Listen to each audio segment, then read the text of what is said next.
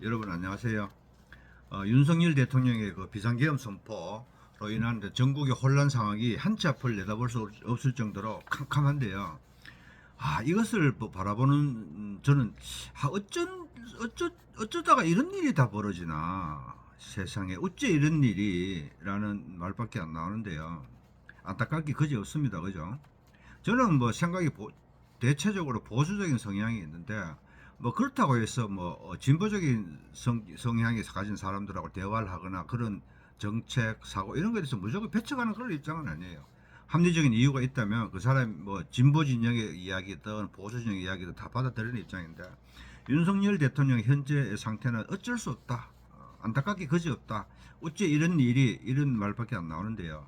자, 조기 대선을 치러야 한다면 어쩔 수 없이 조기 대선을 치러야 할 바에는 어차피 이제 진보와 보수의 대립이 안 되겠습니까?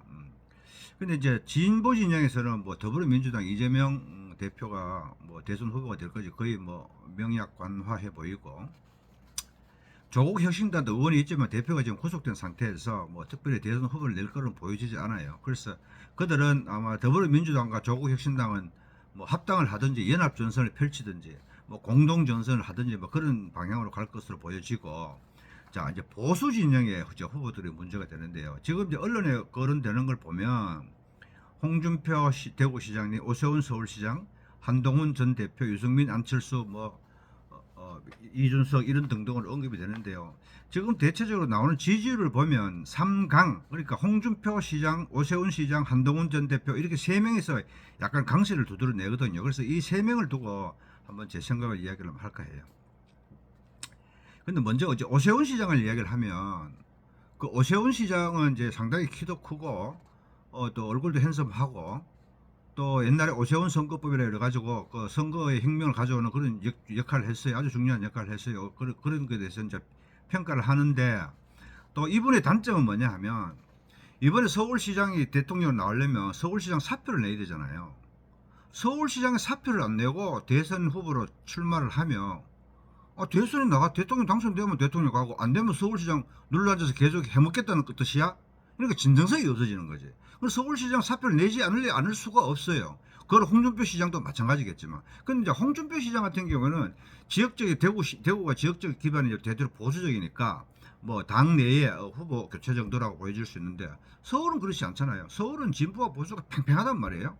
근데 오세훈 시장이 서울시장을 사표를 내면 그 다음 자리에 보수 진영에서 서울시장을 맡을 수 있을 거라고 장담을 못합니다.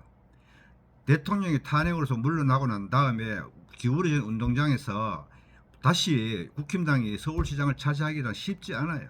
근데 또 이제 옛날에도 보면 오세훈 시장이 뭐 무상급식 서울 시민에 대해서 찬성과 반대를 한번 물어보겠다 주민투표를 했잖아요. 근데 그때 당시에 서울 시민이 무상급식에 대해서 찬성하느냐 반대하느냐에 따라서 서울 시민들이 무상급식을 찬성하면 나는 그거를 신념적으로 반대하는 사람이니까 서울시장 그만두겠다 라고 한 게 아니에요. 찬성이냐 반대냐에 따라서 내가 서울시장의 시장으로서 진퇴를 결정하겠다 이렇게 말한 게 아니고, 투표율이 50%가 안 나오면 서울시장을 그만두겠다 한 거예요. 그래서 그 당시에 야당에서는 나쁜 투표, 참 나쁜 투표 하면서 투표 거부 운동을 해버려가지고 50%가 안 나온 거예요. 우리나라의 대체적으로 보궐선거라든가 이런 데 투표율을 보면 한 60% 정도 되잖아요. 투표를 하거든요. 내외로. 그러면 그 중에 30%는 보수, 30%는 진보라고 보면 한쪽에서 투표 거부해버리면 50% 투표를 넘기는 하늘의 별따기죠.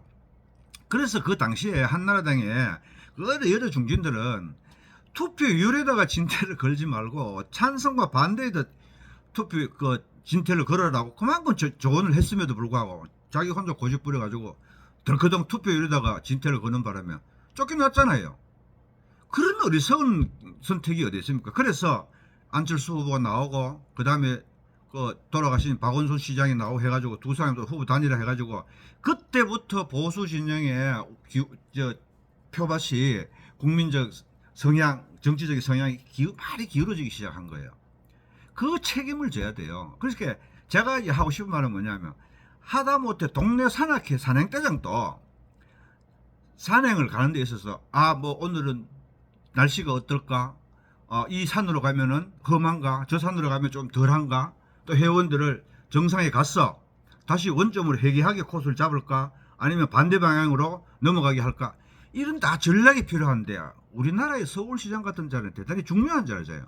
그런 자리에 있으면서 섣불리 허술하게 자리를 퍽 내팽개치는 바람에 그 당시에 서울시장 자리 뺏겼잖아요. 우리 서울시장 자리 우리나라에서 굉장히 중요한 포스트거든요. 그런데 이번에 또 사표를 낸다고요.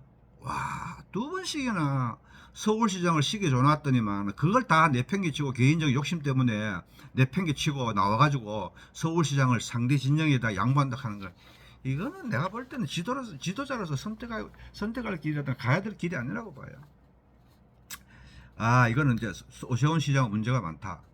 그렇게 생각을 하고요. 그 다음에 이제 한동훈 후보를 한번 생각해 보는데요. 아, 이 사람은 제가 지난번에 얘기했죠. 윤석열 대통령이 눈에 넣어도 안 아픈 사람. 응? 그래서 키워놨는데 누구 때문에 자기가 그만큼 갔는데 총선에 참패를 했죠. 총선에 참패를 하고 셀카 찍다가 참패했죠. 그러고 당대표 새로 되자마자 윤석열 대통령을 공주에 몰았죠. 국민 눈높이에서 뭐 맨날 국민 눈높이 뭐 이렇게 얘기하면서 윤석열 대통령을 공주에 몰았는데 윤석열 대통령이 임기 내내 지지율이 낮으니까 이참에 막 그 잡아 내려고 내가 뭐 대선 한번 나가지 뭐라는 개인적인 욕심이 마음 한구석에 깔려 있었는지 모르겠지만 한동훈 전 대표가 총선에 참패한 것에도 책임을 져야 되고 그 이후에 윤석열 대통령의 계엄을 선포하는 과정까지 이재명이 못지않게 윤석열 대통령을 공주에 몰았다. 그래서 나는 이 사람을 지지하기 어렵다. 여러분 어떻게 생각하세요? 그리고 이 사람 좀 너무 가볍지 않아요? 너무 가볍고 대선에 나와서 셀카 찍으다가 대선 선거 나가면서 셀카 찍다가 세월 다 보내겠죠. 그래서 책임을 져야 되고 경륜도 좀 짧고 보수 진영에 특별히 도움된 그런 이력을 한 적이 없다. 지금까지 이력을 볼 때 국민들이 총선에서 한동훈 대표를 선택하지 않았어요. 그런데 다음에 대선 때로 선택해 줄 거예요. 아, 천만의 말씀. 저는 그렇지 않다고 봐요. 자, 그 다음에 홍준표 대구시장에 대해서 한번 보는데요. 홍준표 시장은 경륜이 많죠. 경륜이 많고 자신은 보수 진영에서 좀 서러움을 받았다. 뭐 본류가 아니다. 이런 말씀을 좀 하시는 것 같은데 저는 거기에 대해서는 동의를 못 하겠어요. 홍준표 시장이 경남지사를 할 때라든가 또 뭐 과거에 검사 시절이라든가 이런 걸 보면 바로 보수가 가져야 될 가치관 그런 걸 바로 가지고 있는 분이라고 생각해요. 왜 자신이 보수 진영의 본류가 아니라고 생각하는지 나는 거기는 동의를 못 하겠다. 오히려 홍준표 시장이 가지고 있는 가치관 대외 정책에 관한 것 특히 핵 문제에 관한 것 이것은 보수의 적자로서 중심적 가치관을 가지고 있다. 추진력도 좋고 지난번에는 국민들 속에서 윤석열 대통령보다 더 지지율이 높았는데 당내 지지 기반이 약해서 대선 후보가 되지 못했는데 참 그때는 안타까워요. 안타까운데 이번에는 좋은 결과가 있지 않을까 이런 생각이 드는데요. 추진력도 있으시고 근데 사람들이 그래요. 홍준표 시장은 뭐 따르는 사람이 없다 이런 얘기를 해요. 근데 홍준표 시장님의 말씀은 뭐냐면 나는 계보 정치는 안 한다 그러잖아요.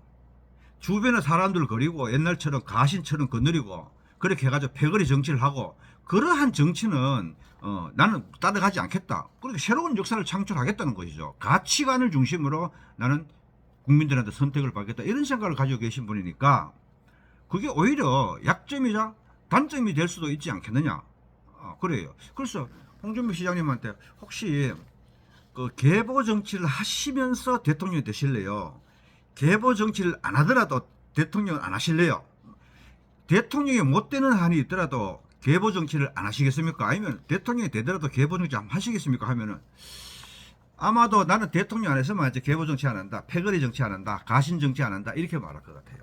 이런 점이 우리들을 하여금 매력에 빠지게 하지 않나 이런 생각을 들어요. 그래서 진보 진영에는 이재명 후보, 보수 진영에는 이제 홍준표 후보가 나오면 아주 판세가 좋다 이런 생각이 들어요. 지금 국민의힘당이 지지율이 떨어져 있지만은 그것은 뭐 윤석열 대통령의 내란 내지는 비상계엄으로는 파동이라고 보여지고 우리 국민들 속에서 보수적인 성향은 우리가 한국 전쟁도 겪었고 또 북한으로부터 숱한 그 침략도 많이 받았고 지금 우리는 중국과 북한에 대응해서 한미일 공조가 필요한 시대이기 때문에 보수 진영의 텃밭, 보수 진영의 표가 더 많다고 생각해요. 근데 이 보수 진영이 이게 성향을 가지고 있는 사람은 어떻게 투표장으로 끌어올 것이냐, 이게 가장 핵심적인 문제이고, 다음 조기 대선에서 이재명 후보와 홍준표 후보가 한번 붙는다면 멋진 승부가 될 것 같다, 이런 생각이 들어요.